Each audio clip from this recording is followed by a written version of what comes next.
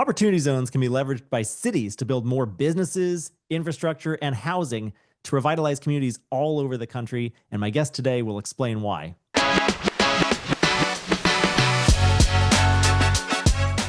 Welcome to the Opportunity Zones podcast. I'm Jimmy Atkinson, and joining me on the show today is Jonathan Tower, founder and CEO of Arctaris Impact Investors. He joins us today from Boston. Jonathan, great to see you. Welcome to the show. How are you? Jimmy, it's great to be back. Great to see you here and really excited to be talking with you today. Thanks again for having me on the show. Yeah, it's great to have you back in front of our audience. You presented at OZ Pitch Day a few years ago, though, so it's been a little while. But Arctaris is no stranger to the land of opportunity zones. Your firm was an early adopter of the opportunity zone incentive. You're a household name basically in the industry, but for anybody who may be new to opportunity zones or unfamiliar with Arctaris, Jonathan, can you tell us a little bit about yourself and your firm? Sure. So I co-founded Arctaris 15 years ago, and from day one, we've been focused on investing in partnership with local communities in low-income areas. So opportunity zones certainly played very well into the strategy that we were already doing before Tax Cuts and Jobs Act in 2017. Today, we are one of the largest investors in opportunity zones, really active on the policy front, member of the working coalition with the IIG and Technical Corrections Working Group. And, I think one thing that's interesting about us is that we invest primarily through place-based programs. We've done 17 of these to date with cities, counties, or states, where we tend to invest in a full 10-year plan for a city. We help the city think through where do we want to be in 10 years, and we partner with them. We partner with local foundations to not only develop real estate, but also companies and infrastructure investments. So we're really investing on a little bit more of a holistic standpoint, thinking about how the community gets from where it is today to where it wants to be in the future. Very good. Well, happy to dive in with you about all that Arctaris has done and is doing within opportunity zones throughout the course of today's episode. But first, I wanted to just introduce an article that you and Steve Glickman wrote in Governing Magazine last month. Steve Glickman, the original founder and president, CEO of the Economic Innovation Group, left that group a couple years ago, if I'm not mistaken, and joined you guys at Arctaris as part of his consulting firm for opportunity zones. Let me get this up on the screen right now, Jonathan. This is the article that you and Steve authored in Governing Magazine. I think it's going to form the basis of the next part of our discussion here, because in this article, basically you're saying, hey, opportunity zones are working great. Let's make them better. Let's make them bigger. This is a $100 billion program. But in this article, and I'll link to this article in our show notes for today's episode, our viewers can find those show notes at opportunityzones.com/podcast. You and Jonathan bring up a number of ideas of how this second Trump administration and this current session of Congress can renew and revitalize and improve opportunity zones. We don't need to read the entire article right now, but I just wanted to point this out to our viewers that it's great reading. There's some great ideas you have in here. They differ a little bit from what the Novogradac Opportunity Zone Working Group wants to do, but there's a lot of overlap, a lot of similarities. But maybe we can pause there for a moment, Jonathan. Turn to you and tell me how do you view this current iteration of opportunity zones in terms of how much success it's had? Why should Congress and the Trump administration renew and improve opportunity zones, and what are your best ideas for improving opportunity zones going forward? Yeah, sure. So for one thing, 12 months ago, it wasn't clear whether opportunity zones would be extended. Right now, today, I think most people involved in this space are probably 90 to 95% certain that we'll see extension. Congress is on track to put this into the tax bill. So we'd be looking for this to go through the reconciliation process and hopefully get approved in the fourth quarter of 2025. I think that's good news, not only for opportunity zone fund managers and their investors, but also for the communities that have really benefited a lot. In terms of measuring that community benefit, it's over $100 billion at this point. So opportunity zones are definitely the most successful economic development program that the federal government has ever pioneered. It's helped urban areas, rural areas, And it's not just about real estate; it's about long-term community benefit and sharing of wealth and being able to create sustainable, vibrant communities. So, notwithstanding all of those good things I just said about opportunity zones, there is area for improvement. One, first and foremost, it started out as basically 8,700 census tracts, or 25% of the low-income census tracts in America. Governors were able to designate their low-income areas and create the economic vitality plans that they wanted. We're suggesting more, so we'd love to see that number doubled. There are a lot of low-income areas that were not designated as opportunity zones and that would benefit from that additional capital investment. So we're in favor of seeing the creation of 1,926 rural opportunity zones, and then a lot of new urban designations as well. It does make sense. I mean, the Opportunity Zone program has been successful enough that some areas that used to look like opportunity zones, they don't look like opportunity zones anymore. And OZs came in, they did their job.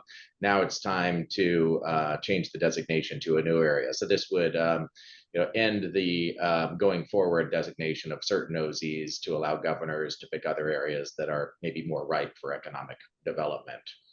Above and beyond that, we are looking for more transparency. Taxpayers need to know that their dollars are being used in a good area. So just, as a practitioner, I see it every day, how much good opportunity zones are doing in cities like Erie, Pennsylvania, Baltimore, downtown LA. But we do need taxpayer accountability, and we need to be able to show that not only the success stories, but also the data to support this extension. So including transparency and reporting as a requirement for qualified opportunity zone fund managers is something that we've done ourselves for a long time. We think it makes sense for other people to be doing that as well. And then lastly, really integrating the opportunity zone incentive with all of the new programs that this administration is putting forward. When you think about integration between opportunity zones and housing and urban development, HUD has some really exciting new programs out there to encourage investment in affordable housing, for office to residential conversion, for hotel to residential conversion, for preservation of affordable housing. Some of these new programs are really innovative, and we want to make sure that they're well integrated with opportunity zones so that you can use OZs with the new HUD programs as well to make them really effective. So there's a lot of I think for the opportunity zone community to be proud of what we've accomplished, the amount of capital we've put to work, the amount of returns that have been generated from OZ funds. Really good work so far, but based on our 7 years of experience doing this and 15 years of experience investing in low-income communities, there is room for improvement. We're really excited to be a part of the policy-making groups that are developing those new changes.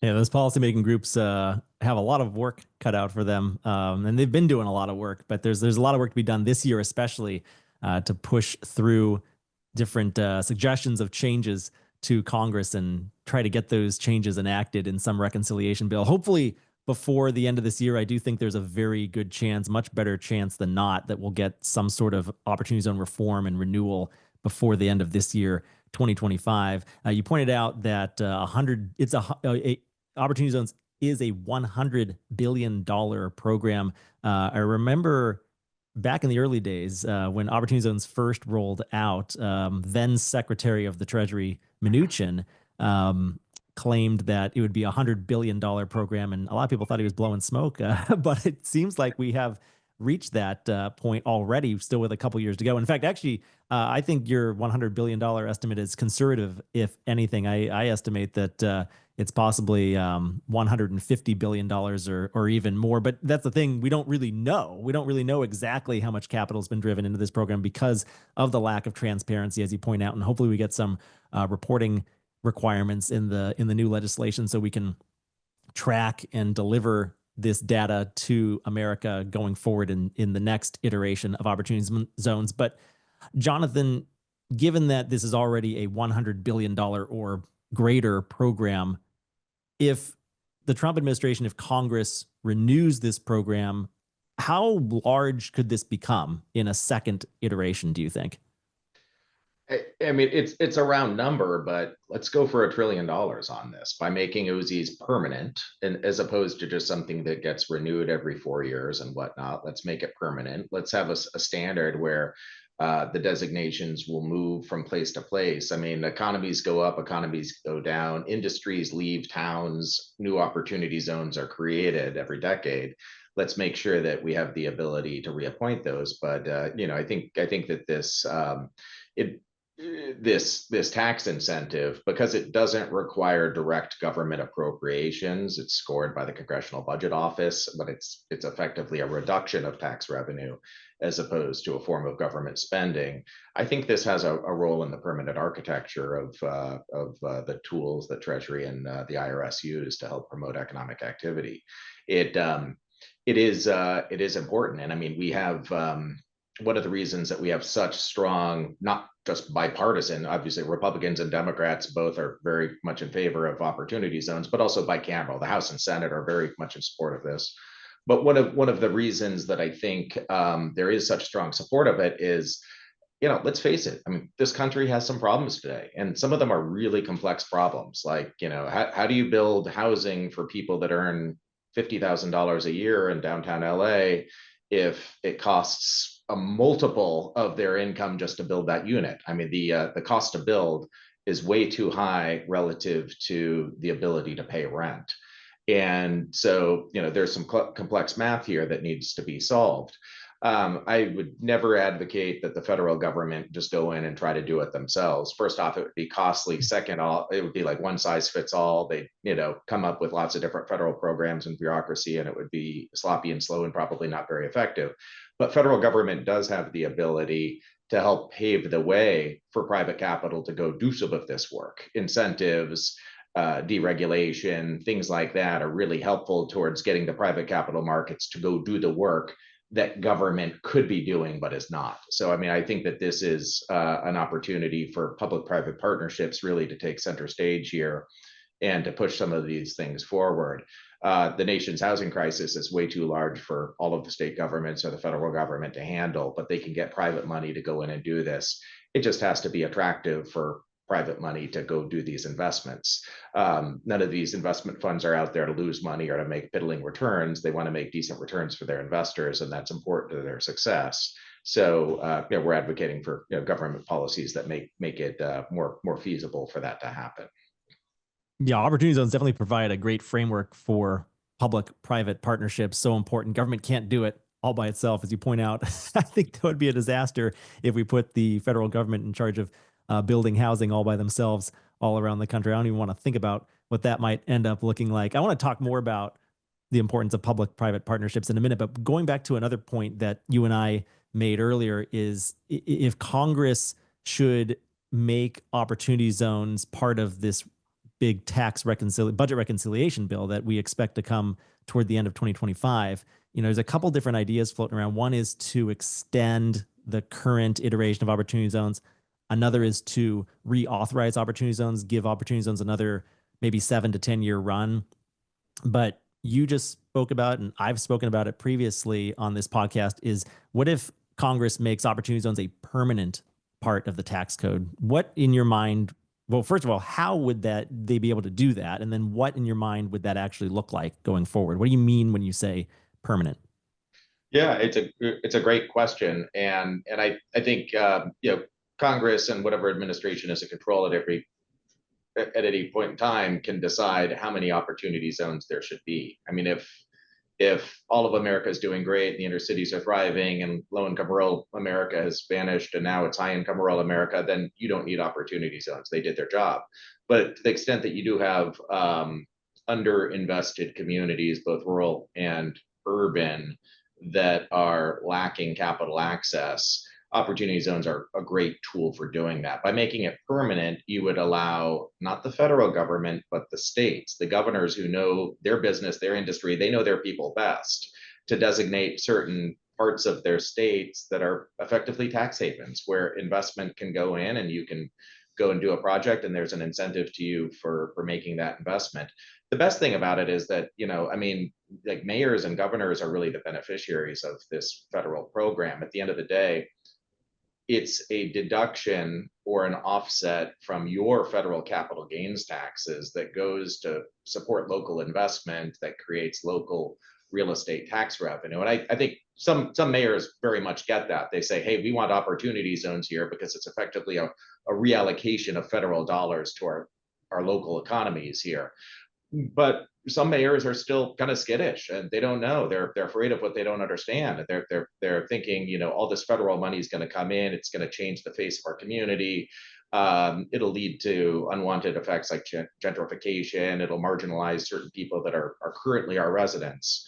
So I think, further to the point of public-private partnership, you need to work with the government to ensure that you're helping to achieve the local public policy goals, but still doing right by your investors every day of the week. And I think that's really the way that things will come forward. In a permanent framework, you'd have every 5 years or every 10 years, the governors would be able to take away and re-anoint certain census tracts. And using that data, you could see it's like, well, I won't say which state, but one of the states designated a national park as an opportunity zone in the first go around. And that was clearly a careless Scrivener's error, but it happened. And it's like, okay, well, that was kind of a waste because nobody can build anything in a national park anyway. So let's take that away and let's put it in someplace else. And then you see areas like, we've been real active in Gowanus, in Brooklyn. That area has seen incredible redevelopment since opportunity zones were enacted. And even though we'd love to do more projects there, I think Gowanus has probably seen a lot of the benefit already, and there are other areas in New York State that probably need that more. So it's time to keep moving the buck onto new areas. So we'd like to see that relatively permanent. I think it would also establish more patterned capital flows. There was a lot of rush from opportunity zone investors to put money in before the phase out of the 5-year 10% cost basis step up, and that was because opportunity zones were kind of seen as a one-term experiment. Now that the experiment has worked, let's make this part of the permanent federal tax code so that institutional investors can plan around these kinds of things. It's not a one-time event. It becomes part of your not only your economic development toolbox, but also your investment toolbox.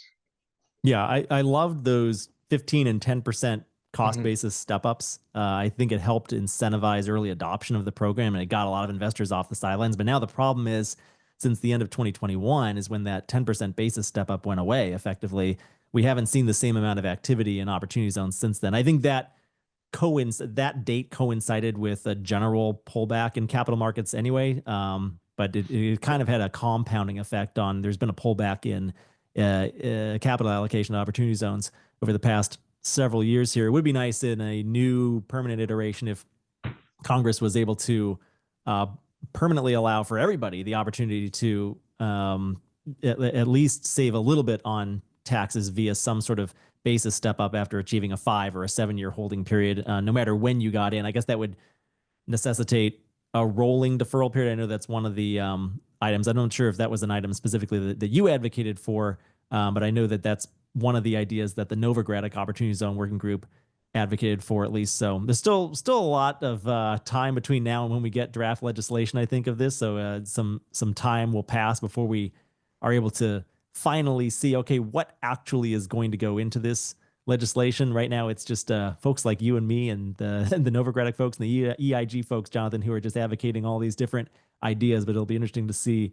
which ones actually end up getting into the final draft bill. Hopefully before the end of this year. Hopefully we'll see a draft of it within the next few weeks or months here as well. So the idea of permanency, you wouldn't designate one batch of opportunity zones and those are the opportunity zones forever, but instead there'd be a program that would automatically renew every 5 to 10 years. As you mentioned, I've kind of called for 7 to 10 years. Another idea might be maybe every time a new census map comes out, every 10 years, 2020, 2030, 2040, maybe that's when, maybe if we can get that synced up, maybe that's when new OZ designations would come out. A lot of different ideas floating around out there. and we'll see what happens. Any other comments on that you'd like to make, Jonathan, on OZ legislation, OZ 2.0 under a second Trump administration, and any other ideas for how you think it should come about? Yeah, and I mean, just the way that congressional scoring goes, anytime you make a program of perpetuity, the cost to the taxpayer mathematically becomes very large. Mhm. One reason that they were able to kind of get it through in the first place was because it was a finite program. So I think what you might wind up seeing is a permanent program that keeps getting rolled over. So you want to look at the cost of today through the next 7 to 10 years. You don't want to look at the NPV of 100 years of tax incentives because That would make it look way too expensive if we did that. it would be a nightmare. Yeah. So I mean, the point is to get it passed with overwhelming support, but to really have it be a permanent feature. Bringing back the 15% step up. There's no magic about 7 years. It would be nice if it would happen with less than 7 years, or to make the step up at least on a rolling basis. So that's probably what we wind up seeing. And last year a lot of the talk was about extension from 2026 to 2028. I think if there's a hard date, it would probably be 2030 at this point for creation of new OZ funds and making new qualified investments. An existing OZ fund that's created before 2030 would still be able to keep recycling capital into new investments beyond that date. But if you would think about it as the 2030 date for investing in new funds. But if it takes 7 years of being in a fund to do that step up, that would be rolling. So if you invested $1 million in an OZ fund in 2030, you'd still have that 7-year step up available to you in 2037. So these are some nuances that I think make it a lot better. Also, the ability to create fund to funds. We invest nationally. We go deep in certain communities, but we do invest nationally.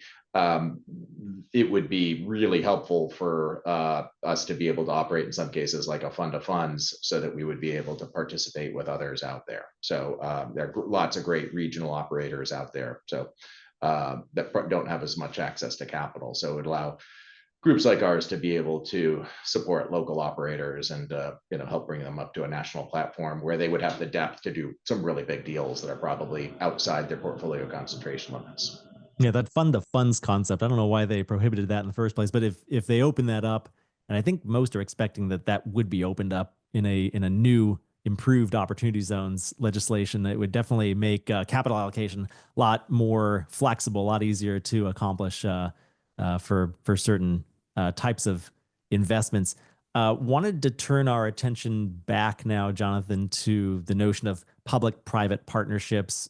You were talking about how awful the federal government would be if they tried to tackle housing alone, but the private markets probably can't tackle housing policy and what we want as a country without a little bit of help from the federal government. So you really need kind of both parties working hand in hand to accomplish what we are trying to do with housing policy right now in this country, Jonathan. So how do you view opportunity zones as a facilitator of these public-private partnerships? And do you have any examples of any markets where you've had a lot of success? The concept of a 10-year hold kind of leans all investors into this concept that, hey, I'm not in for the quick flip. I'm not going to buy a building and flip it 2 years and then I'm out. I'm not just in it for the developer fee. We're in it for the long term. And the value of that building that you just built in 10 years will be heavily influenced by the value of the land and the businesses around it.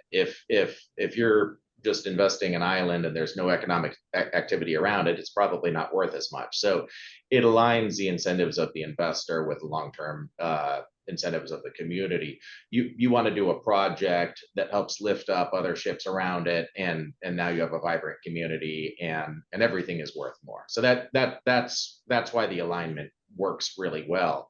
Now we we get in early and we work with the local foundations, we work with the mayors, we work with the government economic development teams to help think through, like, where in your wildest dreams do you want your community to be in 10 years and how are we going to get there?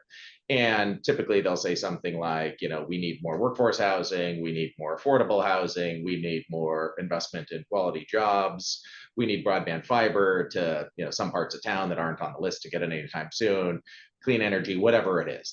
We kind of figure out this 10-year economic development plan for the city.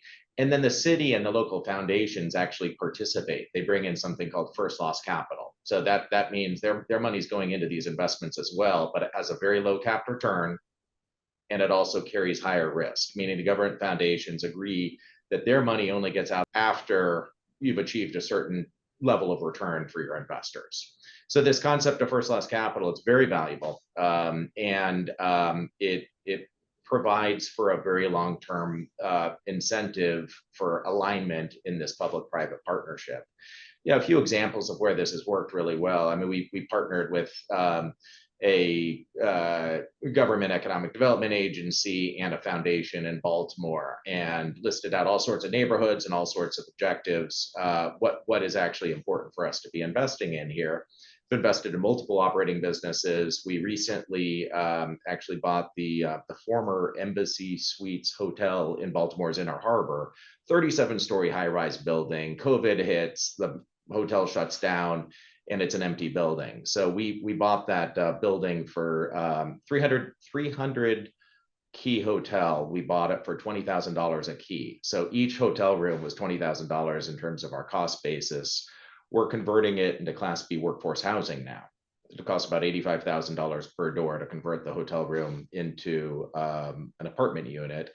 Luckily, the building was initially built 50 years ago as apartments, so we don't have to move any of the interior walls. The plumbing is all in the right places. The electrical system needs some work, but that's part of the conversion cost. So ultimately, what we're doing is we're delivering Class B workforce housing in Baltimore at an internal cost of $105,000 per unit.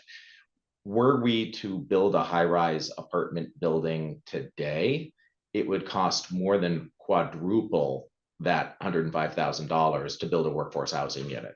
Probably $400,000 a door to do workforce housing. So this is just one of many examples where, number one, opportunity zones worked out really well because we were able to go into an underinvested area, pick up a dead asset, convert it. We're doing our substantial improvements, and we have a very long-term hold.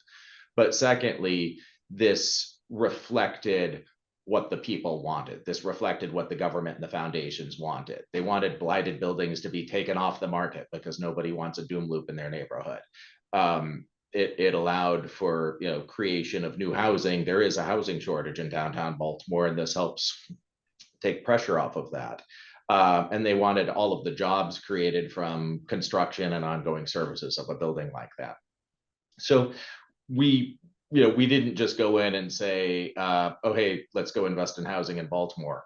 This was really part of a 10-year plan that worked out well. Just did something similar other end of the country in downtown Los Angeles. So we partnered with United Way of Los Angeles, University Corporation, and they had a building, 227 units. We wound up putting in preferred equity. We normally invest in preferred equity to be ahead of the common, but we invested in preferred equity in this company, in this project. Finished construction, 227 units. And we were originally able to do some really inventive things on the structuring. We did it as transit-oriented development. It's right next to a commuter rail station, so we didn't need to put up parking, which was a huge cost savings. And because we were doing 30 to 40% affordable, we were also able to shrink the unit size. So these were kind of micro-efficiency apartments. Ultimately, the city of Los Angeles leased all 227 of our apartments for 5 years, fully covered damage, repairs, maintenance, everything else like that for 5 years, because there's such an extreme housing shortage. So we're investing in places where the government and foundation really want to see things happen, and that helps us achieve better outcomes in our investments. We know that we won't have any vacancies for 5 years. That's a great outcome. We know that we've got a steady increasing rent rate over those 5 years. So those are examples of how it works out really well. And it's not that we're just doing what the mayor wants. We, in some cases, we might not be, but what we're doing is we're investing in a way that's aligned with the city, county, or state's economic development strategy for those regions, and finding some exceptional opportunities to kind of do our own breed of financial engineering to make these projects work.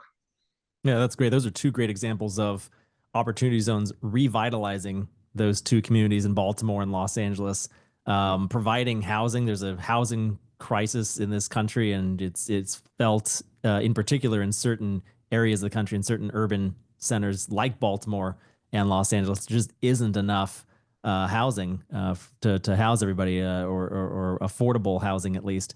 And then three, it increases the tax base in the city too, right? So the city can increase its revenues and provide more services to the residents that live there.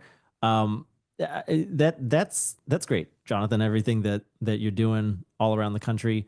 Opportunity zones, oftentimes, this is an opportunity zones podcast, obviously, and you're doing opportunity zone investments all over the country. But you pointed out to me right before we went on the air here that opportunity zones alone aren't always going to be enough to solve these problems. So you and your team have developed some creative, innovative approaches to making deals work inside opportunity zones by stacking a lot of other incentives and credits. Can you go into explaining what you mean by these different types of creative and innovative solutions?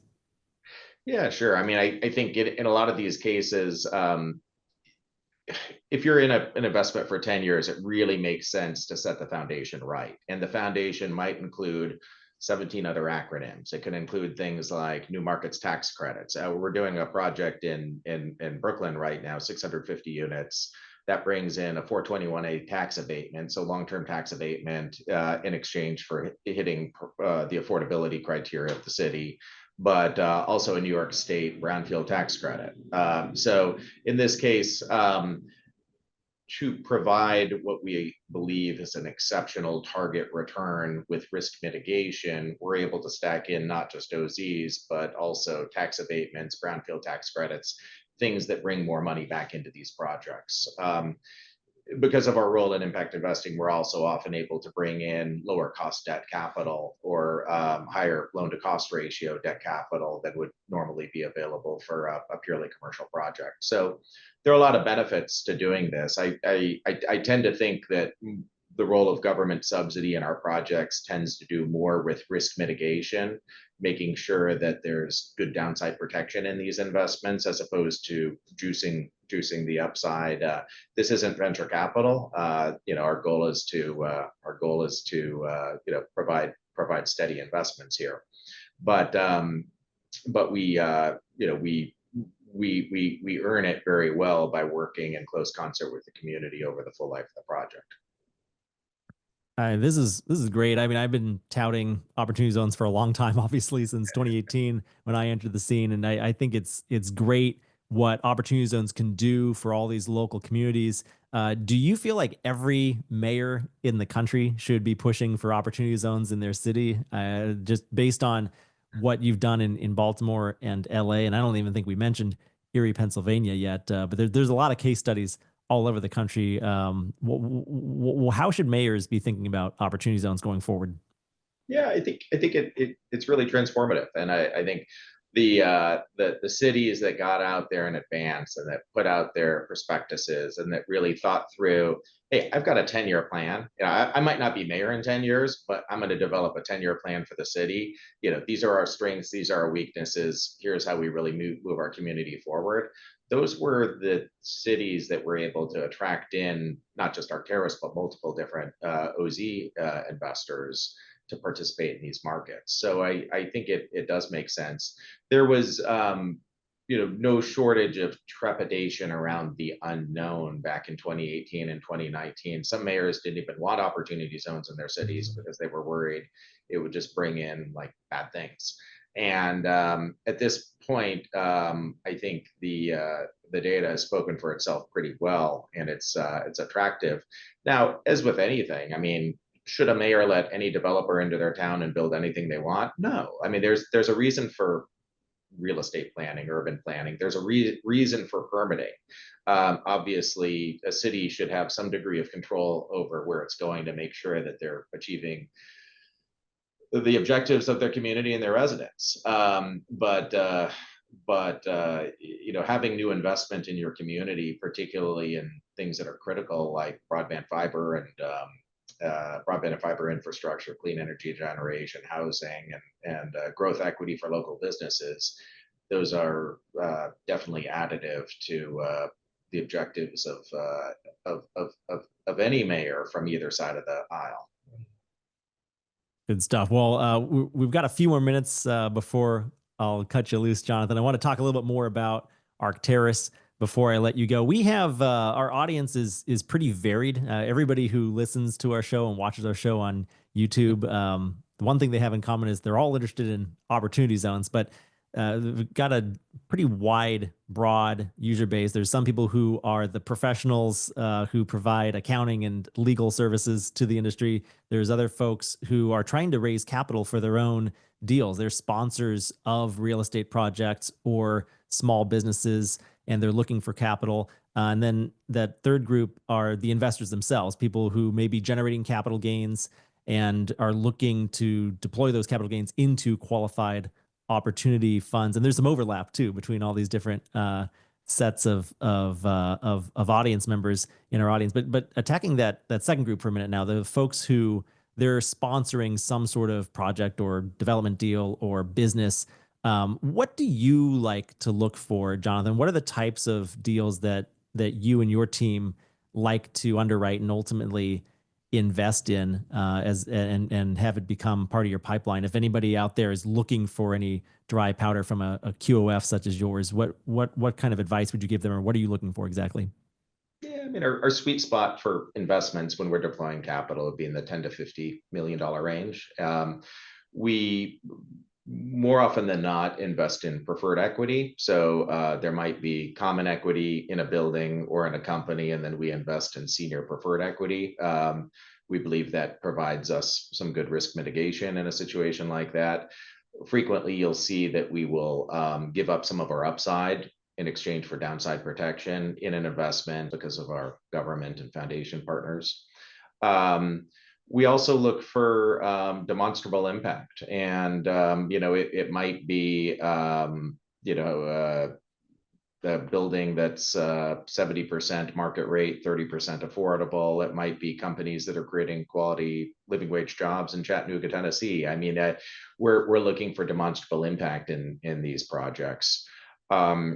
We like to partner with steady, experienced developers, have proven track records. We're not much for first timers, and as investors, we're typically looking at things like yield on cost, timing for return of capital.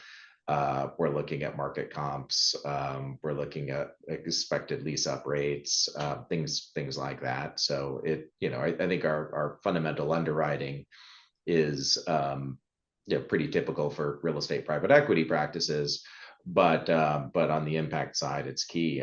Some of our sweet spots right now where we're really looking to do more investments: Hartford, Bridgeport, Pittsburgh, Erie, Pennsylvania, Cleveland, the whole state of Rhode Island. We're very active in some of those areas. Cleveland, Lima, Ohio, and then Greater Bellingham, Whatcom County, Washington are some of our key areas where we're looking to do more activity right now. And we invest outside those areas all the time too, but those are some key interests of ours. One last thing I'd mention is that we value bonus depreciation from our investments probably more than anyone else. We use it in many creative ways. We aim to use it to offset the 2026 deferrals. We generate a lot of depreciation from broadband fiber, from capital equipment, and from traditional real estate construction. So we do have a strategy that involves really harvesting additional tax benefits for our investors above and beyond the normal opportunity zone platter of benefits. Very good, Jonathan. Well, it's been a pleasure speaking with you today. If we have anyone in our audience who's interested in learning more about you and Arctaris, and maybe they want to get in touch with you, what's the best way that they can learn more about Arctaris? Sure. So info at arctaris.com, info at arctaris.com, or just email me directly, jonathan at arctaris.com, JONATHAN. But would love to engage more with people in this audience to talk about your projects that you're looking to fund, or if you're looking to learn more about investing in opportunity zones, or how we do what we do. I'd love to engage in a conversation on any of those things. So thank you so much.